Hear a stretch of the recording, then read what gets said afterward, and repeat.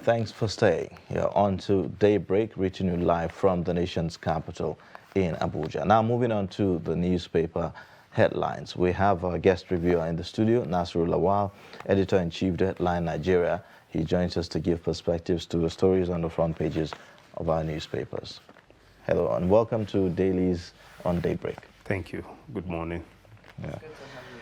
It's always good to be here. All right. Well, once again, Happy Democracy Day. That's something that we do almost like a ritual here in Nigeria. But, you know, from the videos that we saw earlier on, one thing that is obvious that each time we talk about Democracy Day, you see the parade grounds or, you know, the events venue for the celebrations is always flooded with uniforms, be it, you know, the military, paramilitary, and the likes. And we call it Democracy Day.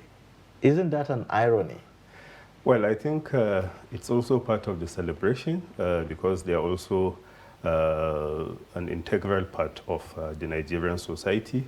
I want to believe that, yes, we should be promoting people who have done much, you know, to improve on the democracy that we have, rather than just bringing the military to do all their parades and what have you. But you also know that Nigerians actually love military parades. Probably that's the reason why they are bringing them in. You know, this is why I'm saying this. It's almost like there's no difference between Armed Forces Remembrance Day, Independence Day, and Democracy Day. You know, so, I mean, if you look at this, you know, I'm just saying, anyways. Well, again, maybe it's their own way of saying, okay, the military is now, has now like subjected themselves to the democratic governance. You know, they are now part of it. And when you are having issues in so many African countries, the military taking over, maybe it's another way of saying in Nigeria, the military is supporting so they are the protectors of democracy. Yeah. Well, that's just by the way. Now, taking a look at Daily Trust as the first paper we are looking at this morning. It leads with the story, running mates, Tinubu's camp narrows down on Shetima, Atiku on Okoa. It has the writers that says, Asiwaju meets Buhari tomorrow. CPC elements push for Malami, Sirika. Kingibe nominates 3. Gusau's panel recommends Okoa, Wike, Udom. And then, of course, we have parties have 72 hours to submit nominees. You have also other stories at above the lead story. After collapse, fluctuating power grid remains low. That's on page 26. And then AFCON 2023, Super Eagles, Mal, Sao Tome, 10-0, obliterates 63-year-old record. And then beside the pictorial, you would see in Yobe North, I won't step down for Lawan, Machina. Or attack. Catholic Church fixes Friday for victims' mass burial. Taj Bank, Islamic Corporation to fund capital projects in Nigeria. And then, of course, you'd have how defections created leadership vacuum in Senate. These are the lead stories on the Daily Trust newspaper. Now let's take a look at the lead stories on the Punch newspaper. It has a lead story that says, Southeast PDP demands Atiku's VP slot. Party dismisses Obi's threat. The first writer says, party leaders hold crucial meeting with Atiku today. Says Obi's popularity only on social media. Then there's another writer, former Anambra governor, a phenomenon, will shock PDP at presidential poll. This is coming from his campaign team. Only running mate slot can wrest Southeast votes from Obi. This is from the Anambra PDP spokesman. Then at the top, right at the top there, has the story that says national electricity grid crashes from 3,703 megawatts to 9 megawatts, says federal government. 40 Owo massacre victims get mass burial on Friday. NNPC supplies 1,523 billion liters fuel in 3 weeks. Abuja queues persist. Then we also have a story here that says workers Sean Lawan's appeal continues strike as National Assembly resumes. Then we also have a pictorial here, all from the Democracy Day celebration, very colorful indeed. Then below the pictorial is a story that says, 3 soldiers faint at Democracy Day parade. Buhari, Jonathan, Tinubu, others present. Kidnap epidemic, gunmen abduct Kwara Bishop wife. Plateau can chair, monarch, others. Then there's also this story here that says, customer friends lynch Lagos sex worker for keeping Quran in room. Adjacent son, others protest insecurity in Southwest. Preach self-defense. These are the major stories on the Punch newspaper for today. All right, now taking a look at the Nation newspaper, it leads with the story that says, our killings, controversy rages over ISWAP link. You'd also find other stories above the masthead. Says Ekiti, vote without fear, says peace panel. Clerics kidnapped in Oyo, Plateau, Kogi. Gunmen injure 4 in Oshun bus attack. 322,000 workers join contributory pension scheme. You also find Facebook, Twitter, Instagram get federal government's operating guidelines. These are some of the stories on the Nation newspaper. And now let's take a look at the Guardian newspaper. It has a lead story. The lead story is also on the running mate issue going on with the parties. It says PDP narrows VP choice to Wike, Okowa, Udom. Then there's a writer that says Reps PDP caucus expands search to Ayim in Namani.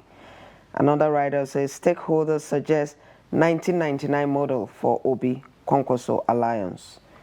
Indigbo unperturbed about rumors of VP slot, vows to produce next president. Then below the pictorial there's a story that says WHO decries acute blood shortage in Nigeria, other low-income countries. Scientists record cancer cure breakthroughs. And at the top, right below the masthead, we have APC inviting nationwide crisis with Muslim presidential ticket. Groups 1. Stakeholder tax parties on issue-based campaigns for Oshun polls. There's also the story here that says gunmen abduct Catholic priest in Plateau. These are the major stories on the Guardian newspaper for today. All right, the Daily Independent is next. It says Buhari's CPC bloc insists on picking Tinubu's running mate. We should plan to win, not fighting for positions, Tinubu's group. You also have, below the pictorial, rise in ways and means piles pressure on Nigeria's volatile debt profile. And then at the very top there, finally, federal government issues code of practice for online platforms. Says it's to protect Nigerians against hate speech and fake news. You also find steady drop in forex inflow worrisome despite CBN's effort. Neglect of Southeast in power equation sending wrong signals. Namani. Police begin a manhunt for abductors of bishop, wife, and driver. Super Eagles record Nigeria's biggest win. That's that for the Daily Independent. Now let's take a look at the Blueprint newspaper. It has a right that says, Ikika that says, Joseph for presidential running mate. APC stakeholders reject Muslim ticket. The first writer says, ignore religion, consider electoral value, professionals tell Tinubu. Another writer says, only North-East choice can cage Atiku. This is coming from APC Youth. North Central lobbies APC, Obi for VP slot. Then we also have a story here that says, police graduate 6 PhD holders, 169 others as spies. Hajj 2022, 2,009 Nigerian pilgrims now in Medina. Kaduna to Elif, 2,491. Then there's also this story here that says, First Bank secures $150 million Afri-Exim Bank grant. Then right at the top, below the masthead, is a story that says, anxiety as bandits abduct Anglican bishop and wife, demand 50 million ransom. There's also a rider there that says, kidnap camp chair in Plateau. 2. Install CCTV cameras at mosque, churches, police tells religious leaders. Those are the major stories on the Blueprint newspaper for today. All right. Now let's take a look at the Nigerian News Direct this morning. It also leads with the same story as others. Muslim ticket. Narrow your search to Northern Christians. APC group warns PGF. We will not alter principle of federal character in choice of VP. That's according to the Labour Party. FG to monitor harmful accounts. Coordinated disinformation networks on social media. And then NSCDC destroys 5 illegal refineries, arrests 3 alleged owners. And then you find also below the pictorial 2022 Hajj. We will ensure a hitch-free Hajj exercise, Oshun Muslim Pilgrims Welfare Board. And then CBN increases minimum bid for non-interest asset-backed securities to 100 million naira. At the very top, above the masthead, Nigeria banking sector is immune to economic shock. NDIC. Extortion, multiple checkpoints, crippling trade at Seme border, according to agents. NCDMB, NICOM sign guidelines for local insurance firms. That's that for the Daily Nigerian newspaper. Then I think finally for today is the First News newspaper. It has a lead story that says, my fears for 2023 general elections. This is coming from General Abdul Salami. Then we also have a story that says, 2023, APC's failure enough to give PDP automatic return to power. This is coming from Nnamani.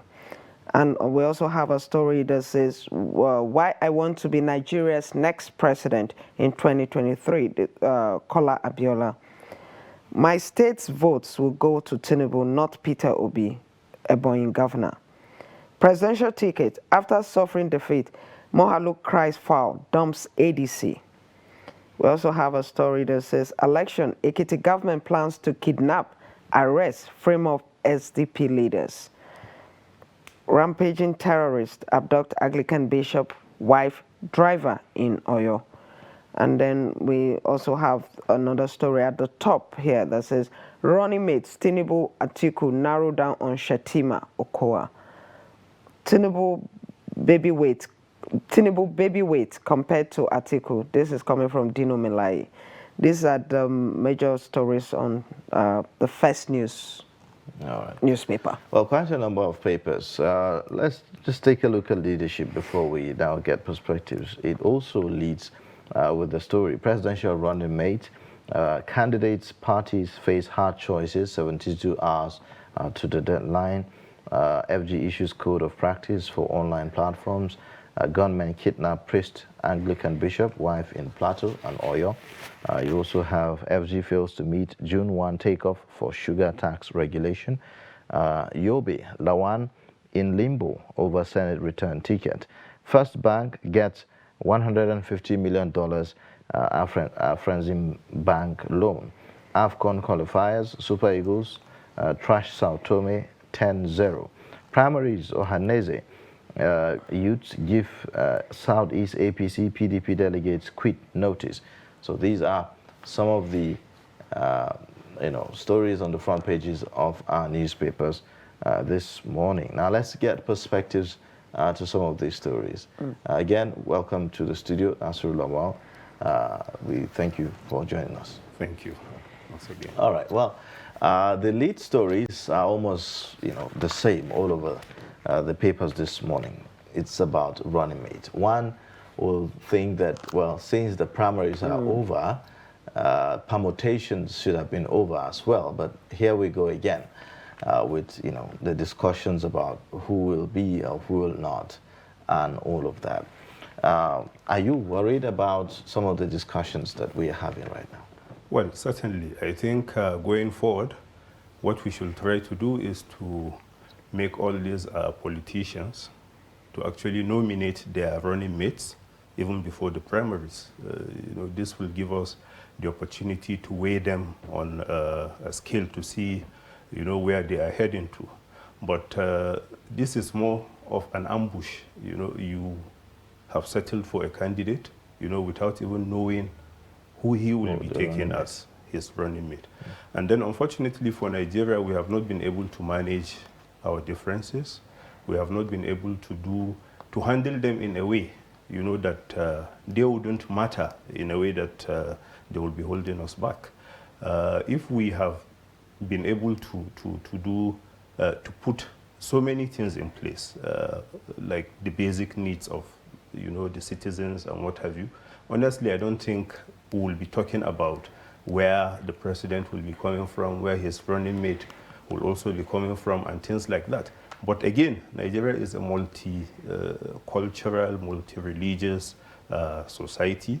It will be good to actually take, some of these things into consideration anytime we are talking about the national agenda, because how will you feel if simply because of circumstances of birth, because you happen to come from the northern part of the country, somebody is telling you you don't have the right to aspire to certain positions? Well, some people have said that we should be talking about just competence at this point.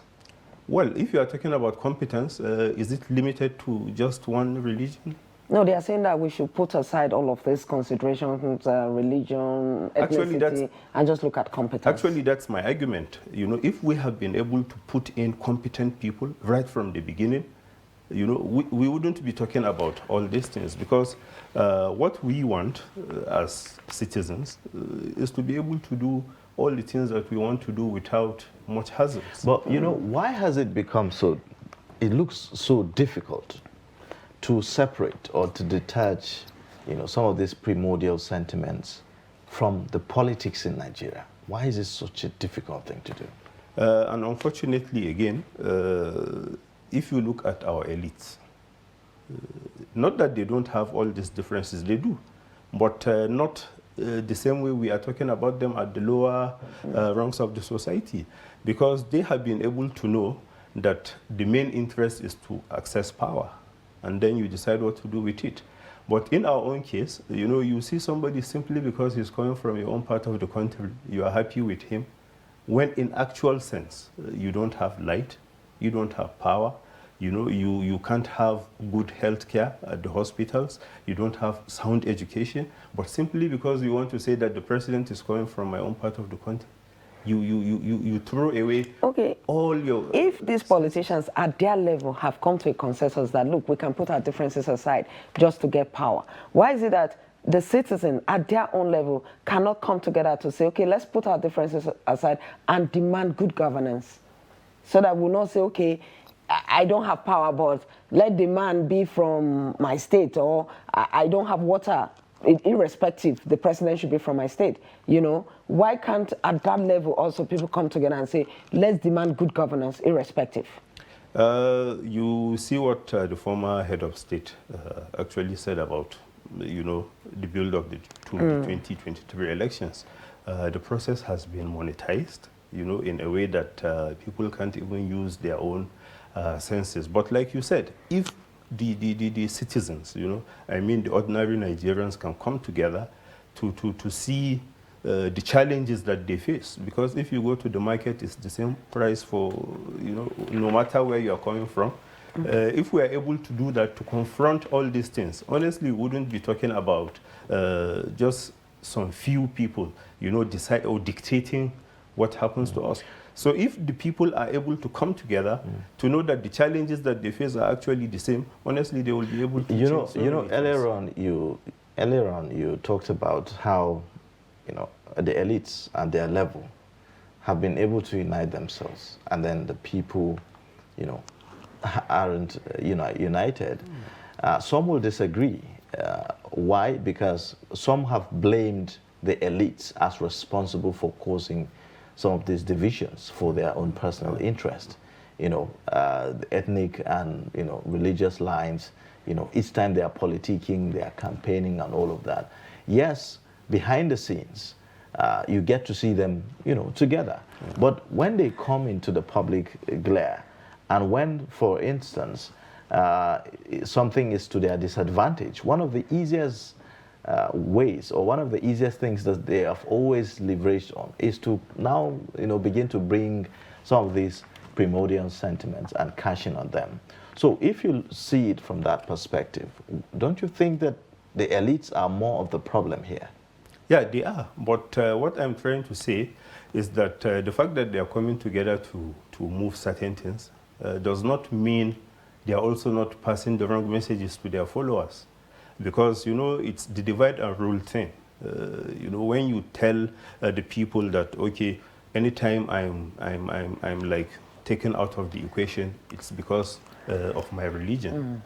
When in actual sense, if you look at our leaders, they don't represent our religion in any way, because what they are doing actually runs contrary to even what the religion is saying. But you see the same people, because of the messages that the elites are actually passing, to tell them that anytime I'm removed from power is because of my faith, is because of where I'm coming from and things like that. But anytime I'm elected, it's because of my competence. So the people should be able to... So there is double speak here. Double speak, because they want to divide and rule so that they maintain power. And isn't that why Nigerians should be more circumspect? Like, if this man comes and says this now, why is he able to come back and say this other thing? And then they believe him. Why? Yeah, because I think what we should be talking about here, I think the electoral body, should be able to make sure that the votes count. If the people are sure that the votes will count, maybe they will change one or two things about the way they look at power. But right now, sometimes, what they think is, what can I do? This thing is stacked against me. There is nothing I can do. So maybe if you come with money, I just take it and then do what you want me to do. But if we are able to come together, and know that our votes will count, then honestly, we should be able to change the narrative. At this point, some experts have expressed concern over this debate going on about the running mate. It appears that Nigeria right now is heavily polarized against so many lines. It appears as this issue is going to further divide the country. Yeah, already there is tension. You can see from the way people are talking. Some are saying it's dead on arrival. Some are saying you want to push the nation into crisis. So the tension is just too much. And this is something that I expect all the politicians to consider. Because you can't be talking about just your own interest, just your own ambition, when the nation is divided. Which country do you want to rule? Which country do you want to lead? So you should worry about the state of affairs in the nation. You shouldn't be the one promoting, one section against the other, because in the end, you will be the one to also bear it. There are those who have said that, well, in the past, we've had same Muslim ticket, and Nigerians didn't have a problem with, voting at that time in 1993. So why is it different now? Of course, this is 2022, yes. A whole lot has happened. So, but, why is it such a big deal? Why do you think that Nigerians are having these conversations more now? Because we have not been able to manage the differences. And let me tell you an example. Politicians will go to their people and say, what we need to do is to be able to claim power. And this is the best way we can go about it. If we field maybe a Muslim-Christian ticket, we don't think we will be able to win. But if we are able to maybe run on Muslim ticket, then we will be able to get power. So with that message, you now see the people, coming out in force, trying to make that realistic. When in the actual sense, if the politicians are meeting, Muslims will be there, Christians will be there. So at what point are they like pushing all the wrong narratives to the people? Just to claim power. And that's what the people should be able to know. People are talking about 1993. I also believe that 2022 is not the same as 1993 because so many things have changed. So many things we are not able to like do away with all those primordial sentiments. Anytime you sack an individual for incompetence, he runs to his people and starts claiming it's because of my religion, it's because of where I'm coming from, and people will believe him. So anytime we have things like this, honestly, the nation is the one at... So how do we get out of this? Because this is like a crisis looming, right? And Yeah. we're looking at the elections are just a few months away. Either way this goes, there could be problem. So how do we get out of it? I think the people should come together, you know, to reason that actually the threat that we face is the same, irrespective of the religion that we profess. Some actually do not even subscribe to any religion, but they are Nigerians, they are part of Nigeria. Whatever we decide, thinking we have the numbers, will affect all of us. So honestly, we should be able to come together in a way that will force our leaders to do what is right. But right now what we are doing is actually playing to their dictates, what they are telling us, the choices before us. Because no matter how hard you will try, we have to elect from this crop of politicians that have already emerged as candidates. So honestly, I think the only way we can go about it is to come together and then face our challenges the same way. So you are saying, in essence, that the people must have a united front. Certainly.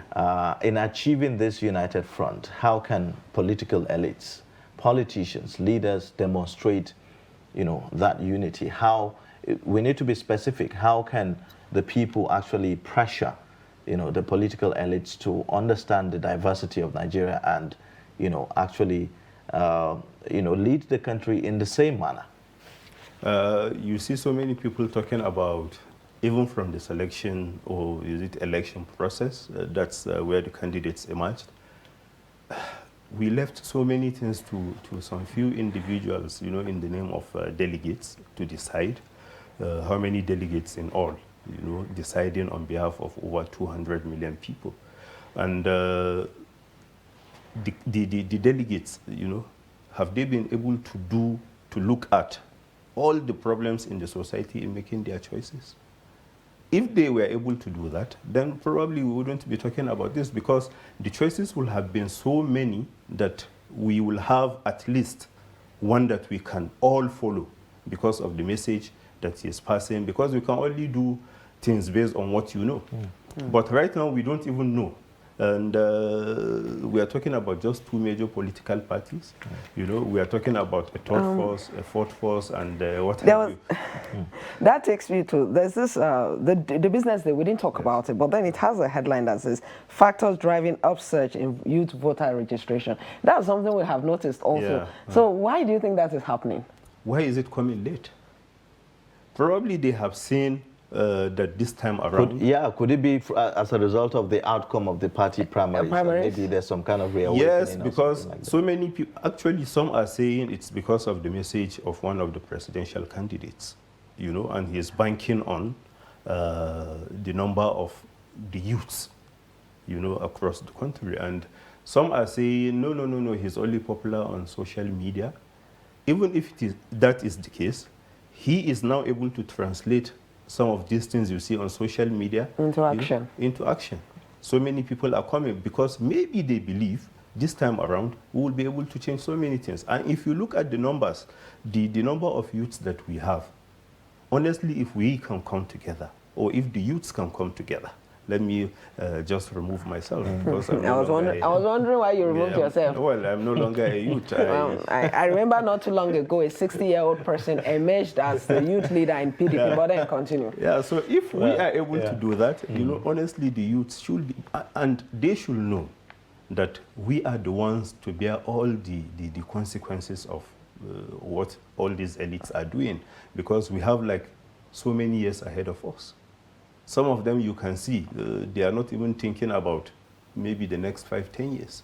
because they know even if they are able to reach that age, probably they will be somewhere, just taking their medicine and what have you. But since we are going to be the end users of all the leadership qualities that we are seeing or we are not seeing, we should be able to come together and do the right thing. And with the numbers, like I said, the youth should be able to determine who the president will be. So are you optimistic that 2023 election is going to be a referendum? Are you expecting that it's not going to be business as usual, going by some of the things that we are seeing happening right now? You just mentioned a few things that seem to be changing. More youth are now interested. If you've watched the discussions on social media, as a lot of people like to dismiss what's happening on social media, but we have seen what happens on social media translate into a hashtag NSAS that lingered for days, all over the country. Yeah. And, a lot of people said, well, that was like one of the, historic moments where Nigerian young people came out united, for one cause and all of that. So is it likely to, what's happening there, likely to trickle to, across board? Well, that's my prayer, because, like you said, the social media is like a rallying point. The youths talking to themselves without any intervention or without any interferences from the elites. You talk, one-on-one. And the youth in Zamfara should be able to know what his counterpart in the Southeast, is thinking of. And they should be able to determine what should be good for both of them. And if they are able to do that, honestly, we'll be talking about a different Nigeria. But sometimes what we use the social media platforms for is where the problem is. Some of the active accounts that you see are not even based in Nigeria. So sometimes that's why they are able to push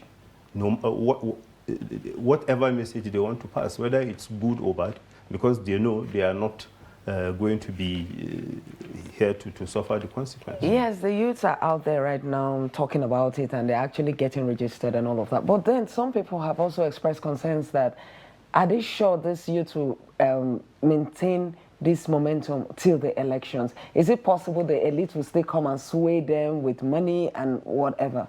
Well, even before the election time, you can see most of the youths are actually divided, in their support for their political candidates. Some are for APC, some, they are not even talking about their powers. We have so many young people, on the tickets of their political parties, but maybe they are just like the briefcase parties that don't have even presence in so many parts of the country. But what stops them from doing that?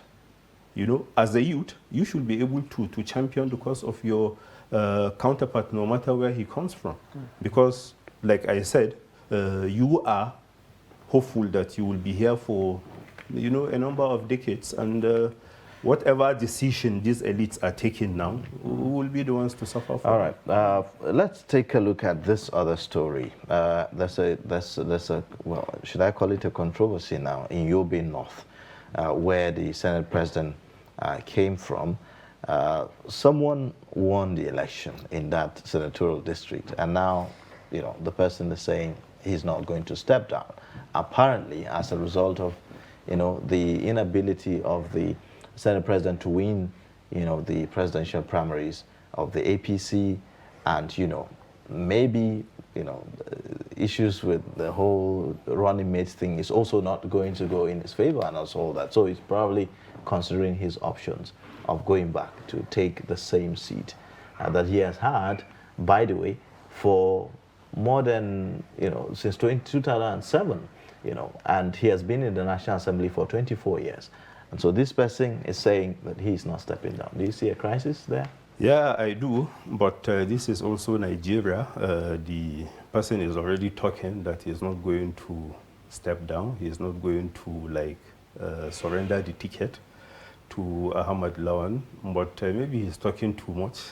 Before you know it, some people from the top will get him to change his mind. He actually said he has been approached, but he's not going to withdraw. Well, we will see what happens at the end of the day. But honestly, I think we should reach a stage where things like this will not happen. Because the Senate president actually failed to do his homework. You can see what happened with the governor of Sokoto State. When he failed to secure the ticket of the opposition PDP, he went back to his state and was able to get the Senate ticket. Same with Bauchi. Same way with Bauchi, you know, because even from the beginning, they had to make sure that those who will take that ticket are people that... But should we be having that? Should we be having something like that? That's what I'm saying. That's what I'm saying. Honestly, we shouldn't allow people to even do that. Yes. We shouldn't, like, I'm happy that the Electoral Act does not allow you to run for maybe the same position in two different parties. Like, you cannot run for Senate in APC and then fail and then rush to Labour Party for the same position. No, you can't do that. So we should extend that to cover everything. In fact, if you leave your party, maybe we should put a minimum of 4 years before you will be able to run again. Yes, because without sanity, honestly, we are going nowhere. All right, finally, before we round up, I want us to talk about the Nigeria Super Eagles match. You know, Nigeria 10-0. That's huge. And that's breaking a 63-year-old record. Yeah. How does that make you feel? You know, they're just touching that. Well, you know, sometimes the problem with these footballers, you know, they take you a notch higher, and then before you know it, they allow you to just fall down. I know so many people will be happy with this. So many people that no longer support the Super Eagles will now come back. And then before you know it, when it matters. But you know the Super Eagles, they've been on a roll. Last Thursday, they also defeated Sierra Leone. Yeah, we're talking about all these small teams, because even the records we are talking about, you know, it's against Liberia, it's against, you know, people that are nowhere in the football world. Are you saying that this is inconsequential? No, no, no. This is very good. This is very good, because at least we are able to get the 3 points. And that's what matters. Even if it is 1-0, we now have the 3 points, and we have the possibility of going forward. All right. Well, I hope that the lost love between some Nigerian football fans will be restored as a result of this. The match we had at the Moshood Abiola Stadium the other time, I think that was between Nigeria. Where the angry fans between Ghana. Nigeria and Ghana, where we lost. On technical grounds. Everyone just weighed and just went haywire, started destroying things. And all of that. That didn't look good at all. Well, thank you so much for joining us on Daybreak. With that, we've come to the end. Our guest reviewer has been Nasru Lawal. He is the publisher of Deadline Nigeria, and he's been our guest. Thank you so much. Thank you for coming. Thank you. All right, now we'll take a short break, and then when we come back, we'll be taking a look at other things on the program. Please stay with us. But in a situation where you find that they look like the same, not necessarily tribal or regional. but I have said that